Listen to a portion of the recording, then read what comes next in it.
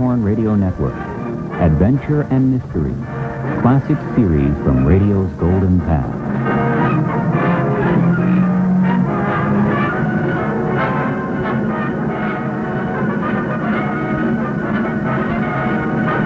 Presenting Clive Brook in The Secrets of Scotland Yard. How do you do? This is Clive Brook. Most of the programs in this series have been casebook histories of that horrifying but strangely intriguing topic, murder. Now, these cases can be divided roughly into two categories: murder by poison and murder by violence. In the former method, poisoning, it seems that the murderer hopes that either the cause of death will be certified as from some other cause, or that if the poison be traced, then it will not be proved that he administered it. The other type of murder, violence, sets a very different problem. It is this: either the murderer must disappear, or the body must disappear, or both. Let us deal with the disposal of the body. How often has this been attempted, and how often has the attempt failed? Dr. Crippen, who bricked up the remains of his wife in a cellar. Arthur Alfred Rouse, who burnt his victim in a motor car. Harry Dopkin, who buried his wife in a bombed-out Baptist chapel. The farmer who buried his girlfriend in a chicken run. The trunk murders. I could go on indefinitely. To some, the burying or hiding is enough. But others, the more calculating and ingenious, resort to more horrifying acts. The mutilation of the victim in the hope that even if discovered, no means of identification will remain. Such is the case we are discussing today. And such is the case we can justly call murder most foul. 1917. Regent Square, Bloomsbury, London. A street scavenger known to his friends as Jack the Sweeper, no relation to Jack the Ripper, is going about his usual business of sweeping up the leaves and debris of a London square when he comes across a parcel wrapped in sacking just inside the railings of the gardens.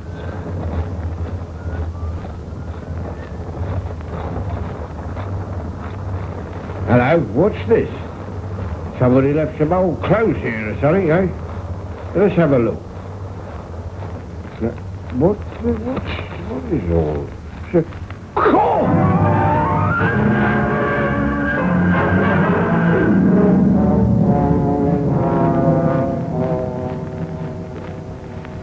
Yes, of course, you are right. Not just a body, part of a body. Headless, legless, and handless. The body, or its remains, was covered with delicate underclothing of lace and blue ribbon and was wrapped in a sheet. There was also a torn piece of brown paper on which had been scrawled B-L-O-D-I-E B-E-L-G-I-U-M.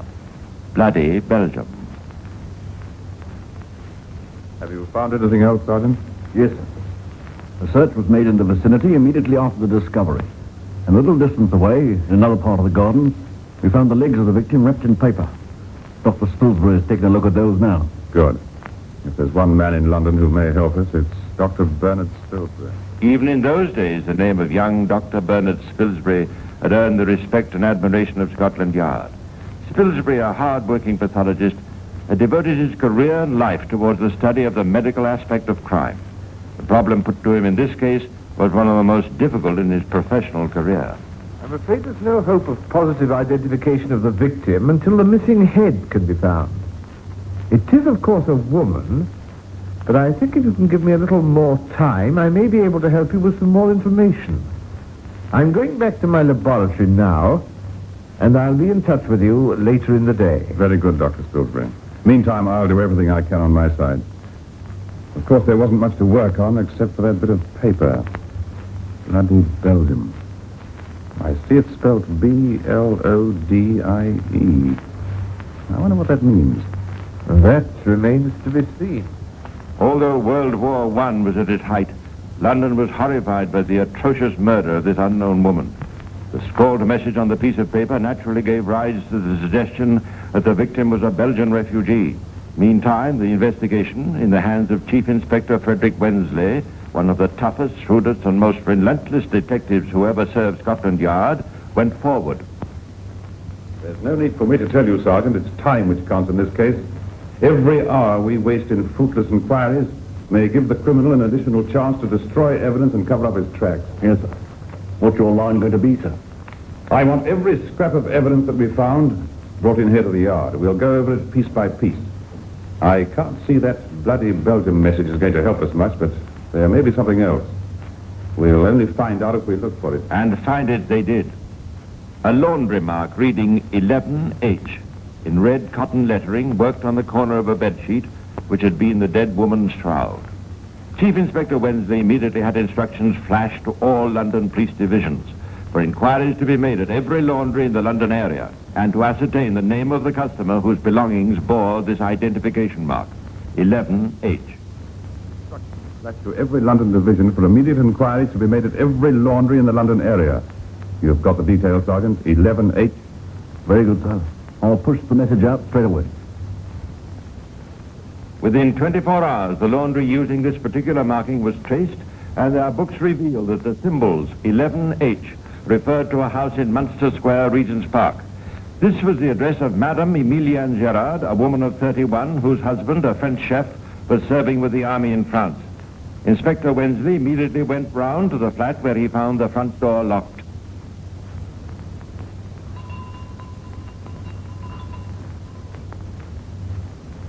Give a knock, Sergeant.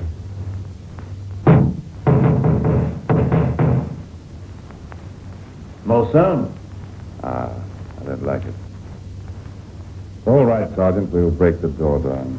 Very good, sir.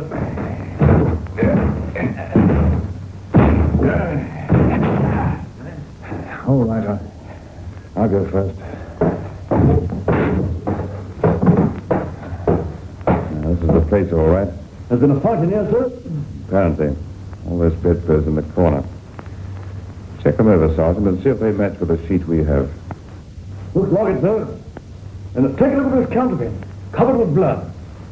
Yes, I see. And over here, sir, there's a bucket. It's full of water. It looks as though there's blood in it, too. Yeah. The murder may have been committed here. All the same, there are one or two things I don't quite understand. We'll get Dr. Bernard Spilsbury along and see what he thinks of it. There's a phone box right opposite. Here's his telephone number. Ask him to meet me here in half an hour. Very good, sir. No, I agree with you, Wednesday. Despite all the appearances, the murder was not committed here. What makes you so sure? Those blood stains. Now, you see this one here on the sheet. And this one on the counterpane. They're smeared. Now, a blood stain caused from a wound would be very different. Blood from a wound would spurt. Someone has smeared blood about this place and tried to create the impression that the murderer washed his blood-stained hands in this bucket of water. Yeah. Yes, I'm inclined to agree with that theory, Dr. Spilsbury. Now, let's see what we can find out about Madame Gerard. I can tell you that the woman whose body was found had not been dead more than 36 hours. Well, that's a help. We can take it that the sack found in Regent's Square had been discovered pretty soon after it was left there. Why? Well, there was a heavy rainstorm at 4:30 in the morning of November the 2nd, and the ground underneath the sack was wet. That means that the murderer must have waited 24 hours before disposing of the body. Let's suppose that the body is that of Madame Gerard. What was she doing on the night of the 31st October? There was an air raid that night, sir. Yes, the Gothams came over. Plenty of confusion. Perhaps a good night for a murder. Let's find out who was the last person to see Madame Gerard.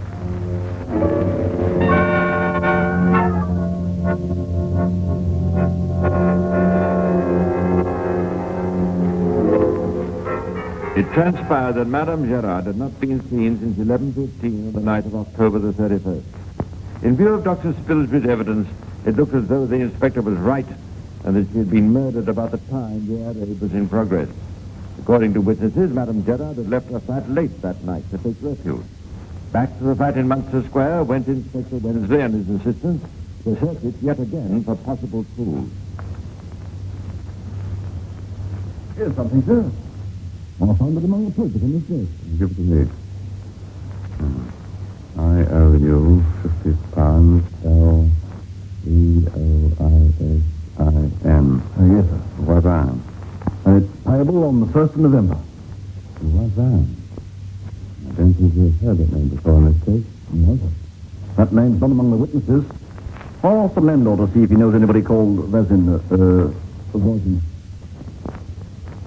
The landlord proved to be a very loquacious man. He most certainly knew Voisin. He knew all about it. He knew all about all the residents in the flats in Munster Square. The difficulty was to keep him on the subject in hand.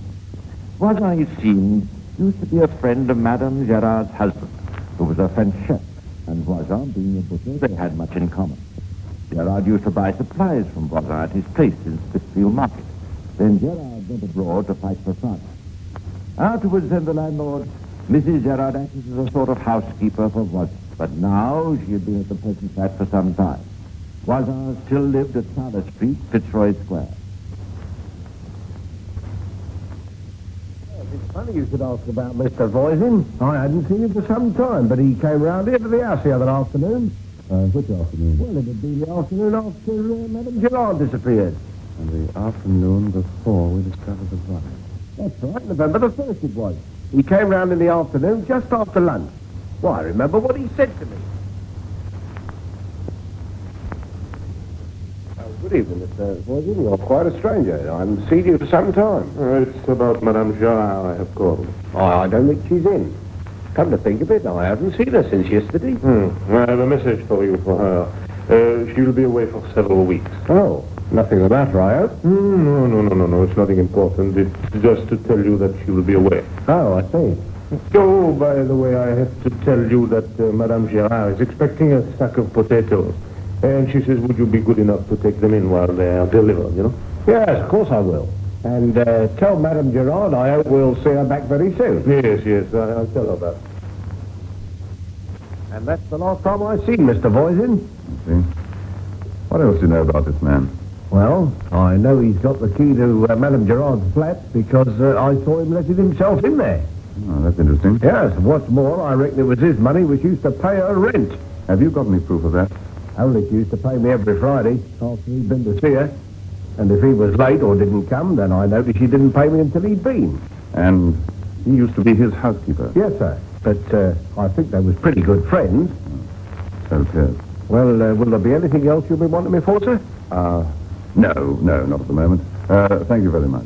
Oh, well, in that case, I'll be getting back downstairs. Good morning, sir. Do you think Voisin's our man, sir? I can't say as yet, but I certainly think we'll have a look at him. Are you going round to see him, sir? I think it might be a good idea to look at the place where he lives first. It might pay to give Monsieur Voisin a little surprise.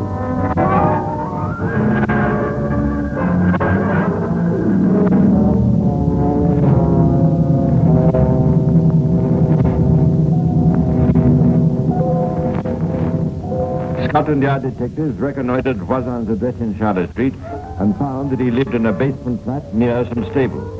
Voisin had until recently been a sorter employed by a wholesale butcher at Smithfield Market, but was now in charge of his employer's horses. Having sized up the situation, the man from the yard planned a raid. That afternoon, Voisin, together with a woman friend, Bertha Roche, were seated in the living room of their flat when suddenly... Oh, what in the name of the devil? Oh, I don't know, Voisin. We're the police. What do you want?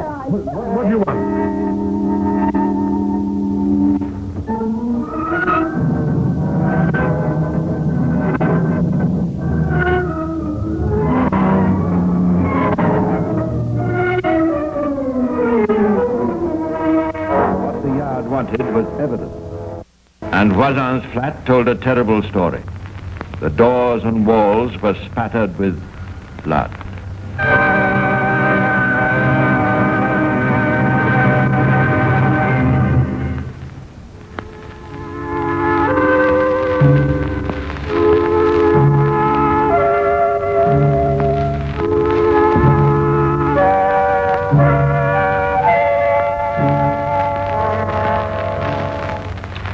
Examination of Voisin's flat left no doubt that it had been the scene of an awful crime. This time, Dr. Spilsbury could confirm the authenticity of the evidence. All right, Monsieur Voisin. I think you'll have to come along with me to Bow Street. Must she come too?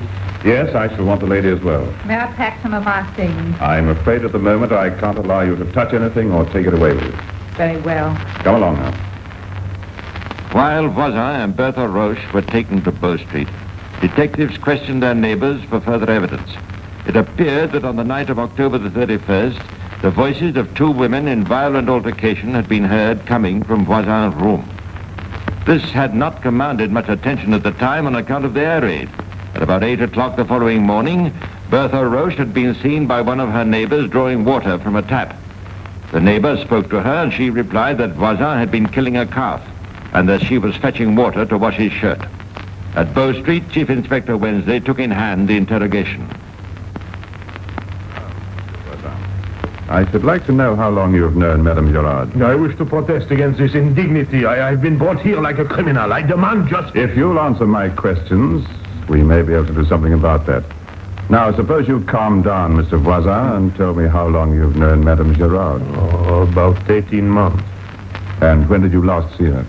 Let me see now. It would be the 31st of October, yes. She told me she was leaving for France on a visit to her husband. And why did you call at Madame Gerard's room the following day? Simply to feed the cat. And what about the bloodstains on the walls of your flat? He'd been killing a calf. Thank you, Miss Roche, but I asked Mr. Voisin the question. What she says is true. In that case, you'll have no objection to being searched? No, I do not object. Very well. Voisin was searched, and the key to the door of a cellar in Charlotte Street was found in his pocket. Detectives were dispatched to search the cellar, and there, buried in a tub of sawdust, they found the missing head and hands of the murdered woman.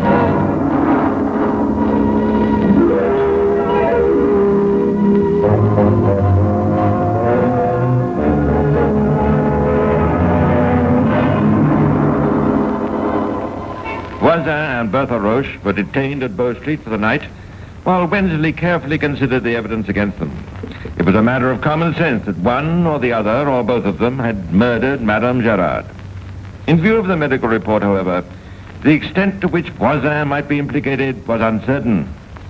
A test occurred to Wednesday which would go a long way towards determining the guilt or innocence of Voisin, and he decided to apply it. There is often a mistaken impression that a police officer may not question a suspect. That is not so. The only rule is that a police officer must administer a caution when he has made up his mind to charge a suspect. No sensible police officer makes up his mind to charge until he has sufficient evidence. He can therefore go on questioning a suspect until the position arises. Once the officer has all the evidence he wants, there is of course no point in asking any more questions. At the subsequent trial, Inspector Wensley's actions were challenged, but Wensley was perfectly within his rights as a police officer in acting as he did. He had Voisin and Bertha Roche brought before him. Now, Mr. Voisin, I wonder if you'd be prepared to help me. What do you want me to do? Have you any objection to writing the words Bloody Belgium on this piece of paper? No, not at all. Very well. Thank you. Would you mind writing it again? It'll do on the same piece of paper. All right. Thank you. And once again. Thank you very much indeed. Oh, by the way, I see you spell bloody B-L-O-D-I-E. Yes. And you spelt it that way 3 times. Yes. Mr. Voisin, do you always spell it that way? I don't know. Louis Voisin and Bertha Roche, I'm going to charge you with the murder of Emilienne Gerard. I must warn you that anything you may say may be taken down as evidence and used at your trial. Louis, you fool, you fool. You've done this. Be quiet, woman. You brute, you've deceived me. Be quiet. I tell you, be quiet.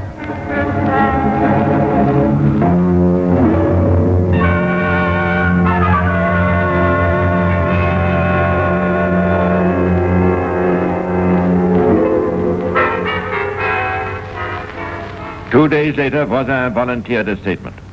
It was an attempt to adapt his own story to the discoveries he knew the police had made, and at the same time to exonerate Bertha Roche.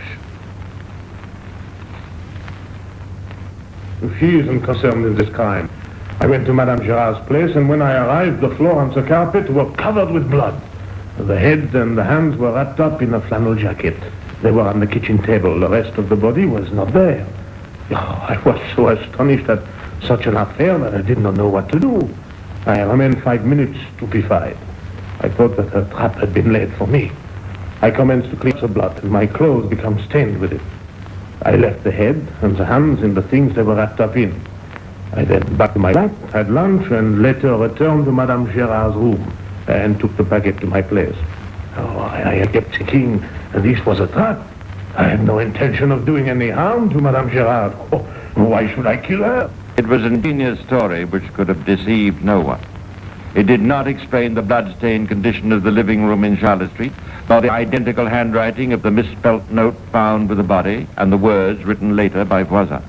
Neither did Voisin explain why a blood-stained towel in which was one of Madame Gérard's earrings had been found in the cellar. But above all, it simply did not fit the evidence which Dr. Spilsbury had gathered from the pitiful remains. Dr. Spilsbury had in fact reconstructed the true story of the crime. The head of the woman was covered with wounds which must have been inflicted with some weapon such as a poker. There were literally dozens of the wounds. There were cuts and bruises on the woman's hands which had been caused as she had tried to ward off the blows that had rained upon her head. Whoever had struck the blows was someone of no great physical strength. The woman died not from the direct effect of the blows, but from loss of blood. She survived the attack for probably half an hour. An examination of the heart indicates partial strangulation. We are therefore able to build up the following picture of the crime. The woman was attacked with a poker or similar weapon by someone of no great strength. She fought for her life and no doubt screamed for help. While blows were still being rained on her, a second person must have thrown something over her head, no doubt with the object of stifling her cries. Next we have a question of dismemberment. The body was dismembered by someone of unusual strength, who was accustomed to the use of a knife. The cuts indicate experience of dissection, but no surgical knowledge. We can therefore conclude that two people were concerned in the crime. And so Dr. Spilsbury, working independently in his laboratory, had reached the same conclusions as Inspector Wensley. Madame Gérard, so far as could be discovered, had never met Bertha Roche, and did not even know of her existence. On the night of the air raid, Madame Gérard had left her flat in Regent's Park and taken shelter in a tube station.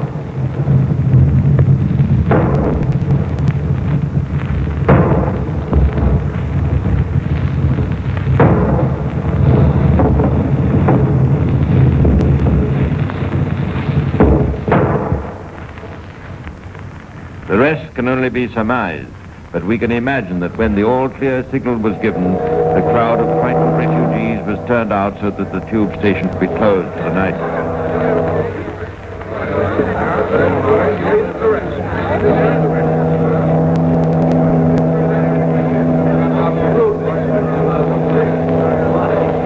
Madame Gérard must have made her way to Voisin's rooms, intending to spend the rest of the night in the security of his cellar. Here she must have found Bertha Roche. The scene between the two women can be imagined. Both had been in a hysterical terror throughout the air raid.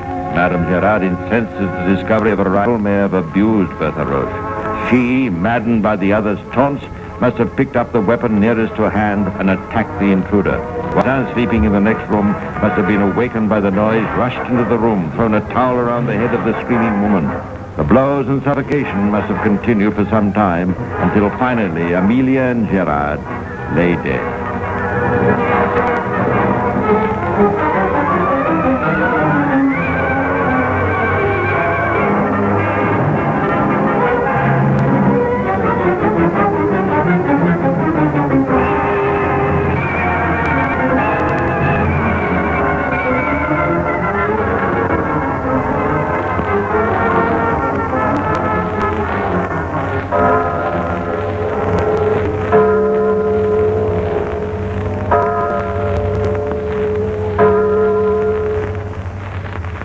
Imagine Voisin and Bertha Roche sitting up all night, thinking of ways and means of disposing of the body.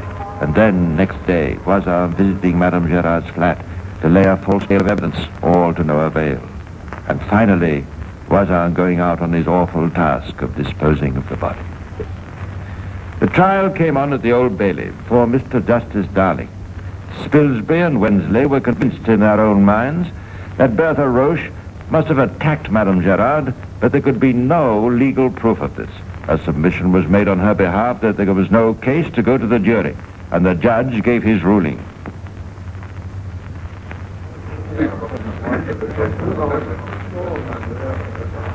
There is a good deal of evidence against Roche to show that she was an accessory after the fact of the murder. But there is not evidence to prove that she necessarily took part in the crime itself. I shall therefore direct the jury to return a verdict of not guilty in regard to her. Bertha Roche was thereupon discharged, and the trial continued with Voisin alone in the dock. The evidence of Dr. Spilsbury decided the case for the prosecution. The jury took only a quarter of an hour to decide that Voisin was guilty. Mr. Justice Darling passed sentence of death in French.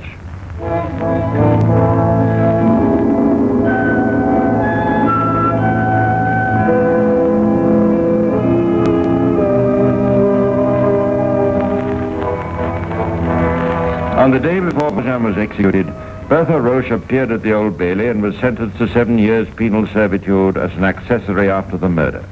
She died in prison a year later. Oh, and by the way, nobody ever discovered why Voisin wrote those 2 words on the piece of paper he left with the body. Those words which were to help to hang him for a murder most foul.